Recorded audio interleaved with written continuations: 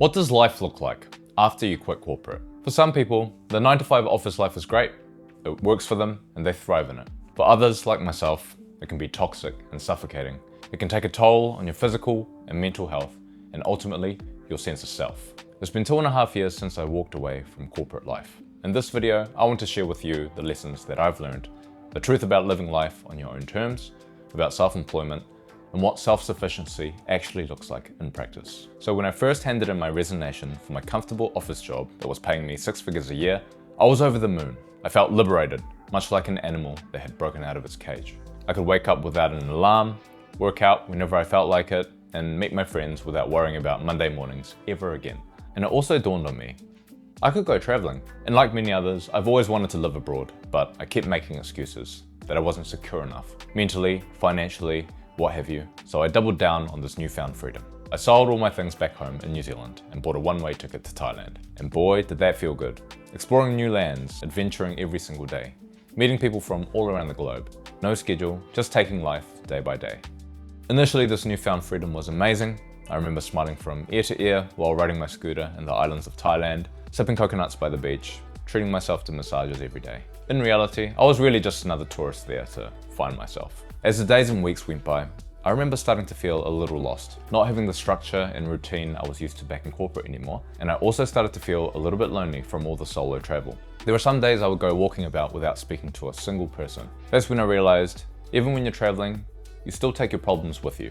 Now, I'm a serious introvert. I like to keep to myself, and starting conversations with strangers doesn't really come naturally to me, and I like it that way. And for whatever reason, I thought if I moved countries, people would magically appear in my life, be it friends, women, business associates, without putting in too much effort from my end. And I thought traveling solo would suddenly make me an extrovert and want to approach people. I also naively thought somehow it would cure my other weaknesses, like being an avoidant in relationships and being someone that likes to take shortcuts and procrastinate. But what moving to a foreign country where I knew no one really did was highlight my flaws even more. And sure, traveling did help me push myself outside of my comfort zone and into social situations where new connections could potentially materialize. But ultimately, the decision to do so came down to me to put in the effort. I truly do think one of the best things you can do for yourself for self-development is to change your environment, to remove yourself from habits and people that may not be serving you. But here's what I learned. Your environment can support your growth, but you're the one that has to do the work. So being in a foreign country where I didn't speak the language, without friends, I was forced to confront my demons. And after putting in that self-work, now I'm beyond blessed to be in social circles full of abundant and successful people in their own right, and where personal growth is an utmost priority. Now, after a few weeks of traveling through Thailand and Southeast Asia, hopping from one Airbnb to the next, I had to confront yet another uncomfortable fact about myself. And this was my rapidly deteriorating bank balance. You're broke! You're fucking poor! Up until this point in my life, I had relied on a stable salary that my employers paid into my bank account every month. And after enjoying myself in the initial honeymoon period of traveling, as anyone should, it was time to get to work. Otherwise, I'd have to go back home, and that wasn't something I wished to do. No more sightseeing, no more travel. I would lock myself in an apartment for 10, 12, sometimes 14 hours a day to work. And it was here I found out what it truly meant to work for yourself. Now personally, I chose video editing as my online income generating skill.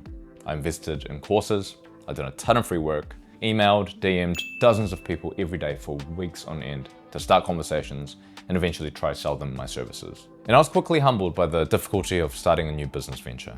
It doesn't matter how good your product or service is. You know what they say. If money's not coming in, you don't have a business.